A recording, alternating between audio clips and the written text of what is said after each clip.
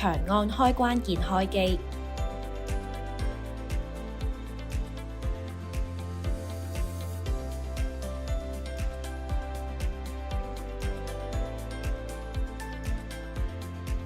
打開設定，選擇系統，選擇語言及輸入，選擇語言，選擇新增語言，揀選你所需要嘅語言，然後長按剛新增嘅語言，並拉到第一位。打開設定，選擇網絡及互聯網，開啟 WiFi 功能，選擇 WiFi，揀選你所需要用嘅 WiFi，然後輸入 WiFi 密碼。連線成功之後會顯示已連線。插卡後，打開設定，選擇網絡及互聯網，選擇流動網絡，開啟流動網絡，開啟流動數據及數據漫遊服務，然後選擇 OK。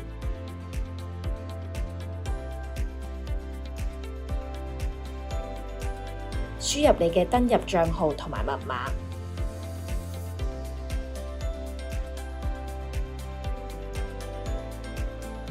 然後剔選記住密碼，按登錄，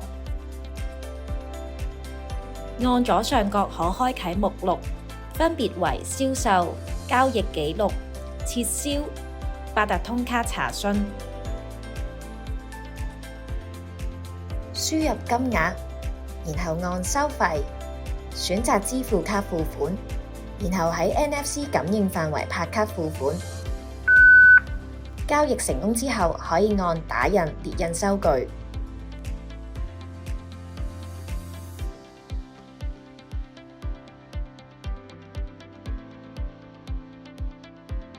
輸入金額後，按收費，選擇支付卡付款，然後喺卡機底部嘅卡槽插卡付款。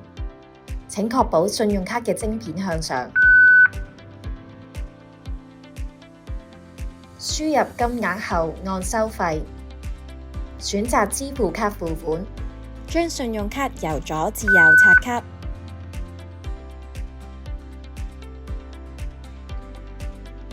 如果信用卡付款交易超過1000蚊，顧客需要簽名認證。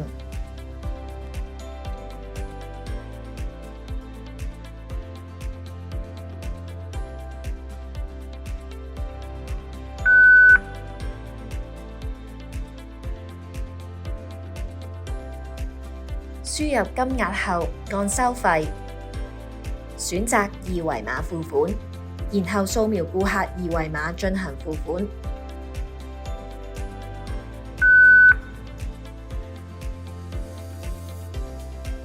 輸入金額後，按收費，選擇八達通付款，喺 NFC 感應範圍拍卡2至3秒，直至嘟一聲。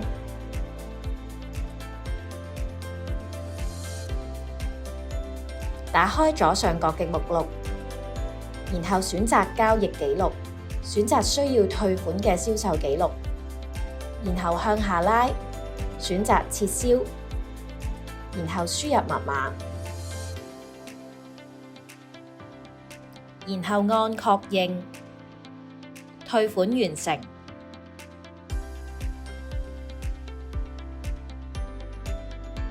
輸入銷售金額，選擇支付卡付款，有幾款小費可以選擇，商戶可以自定小費金額或者選擇預設嘅小費百分點，然後付款。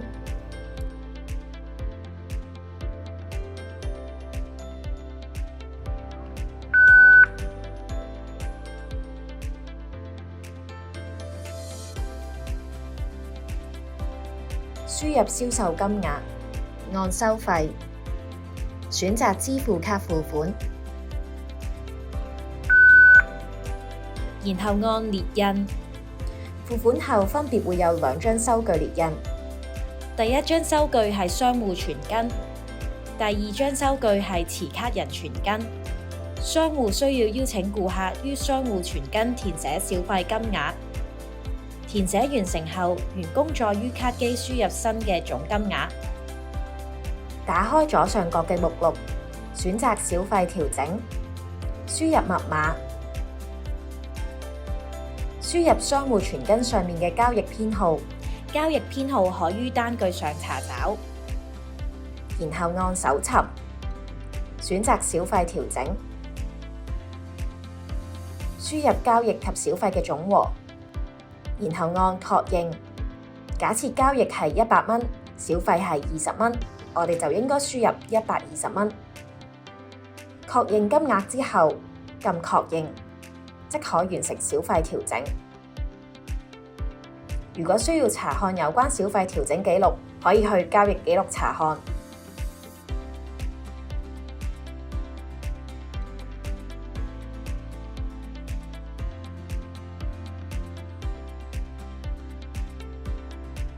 打開左上角嘅目錄，選擇交易記錄，選擇你需要小費退款嘅交易，然後向下拉，按小費調整撤銷，然後輸入密碼。小費退款完成。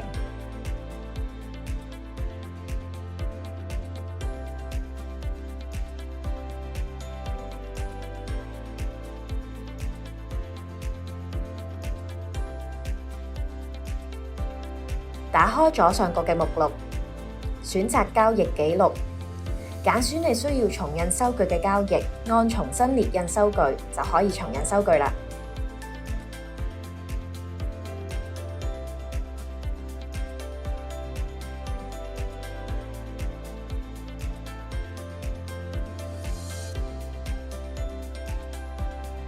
打開左上角嘅目錄，選擇交易記錄，然後按右上角3點選擇交易摘要。你可以喺交易總結嘅頁面查看當日唔同支付方式嘅總交易額。